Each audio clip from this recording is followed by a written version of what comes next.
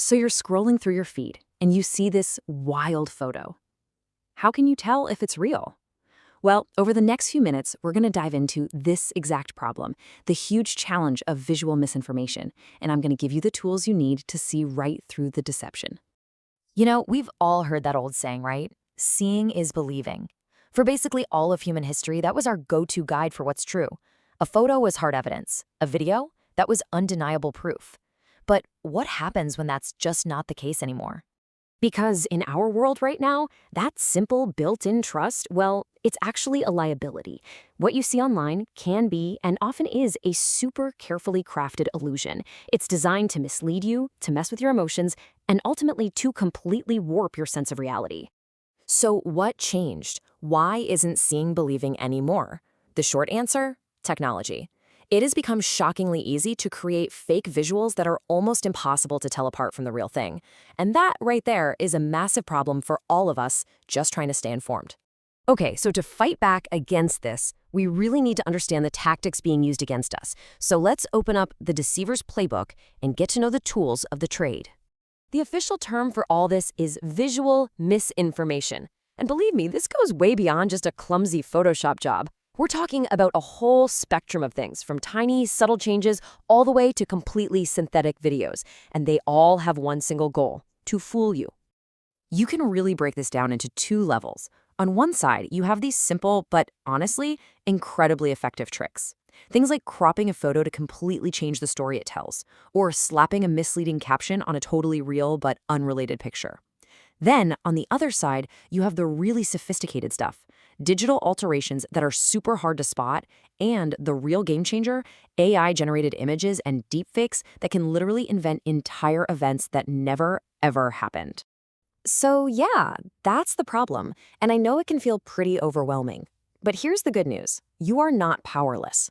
We're about to put together your very own digital detective toolkit, a set of skills you can use every day to check what you're seeing and take back control.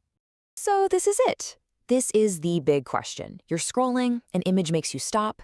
Maybe it just seems a little too perfect or a little too crazy, or maybe it just feels off. What do you do? How do you even begin to figure it out? Here are 4 steps you can take right now. First, analyze the source. Seriously. Who posted this? Is it a reputable news organization or some brand new account with a bunch of random numbers in the name? Just checking the source can solve a lot of mysteries. Second, do a reverse image search. This is like your superpower. Tools like Google Images or TinEye let you pop that photo in and see where else it's been online. You might find out it's actually 5 years old and from a completely different country. Third, hunt for the flaws. Zoom in. Really look at the details. Are the shadows all going the right way?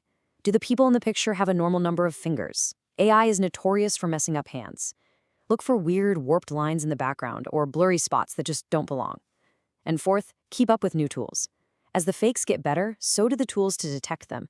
It's a bit of an arms race, so it pays to know what's out there. You know, spotting a single fake photo is one thing, but the fallout from all this technology is so much bigger. When we as a society can't trust what we're seeing on a huge scale, it creates this deep crisis of trust that really affects every single one of us. And the consequences are absolutely real.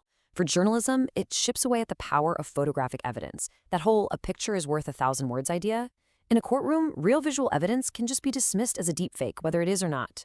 And for all of us in our daily lives, it just pours fuel on the fire of our divisions, making it almost impossible to agree on even a basic set of facts. So what's the goal here? What should you take away from all this? Look, the point isn't to become a total cynic who just believes nothing and trusts no one. It's about developing what you might call appropriate skepticism. It's about having the instinct to pause, to question, and to check what you see without shutting yourself off from the world.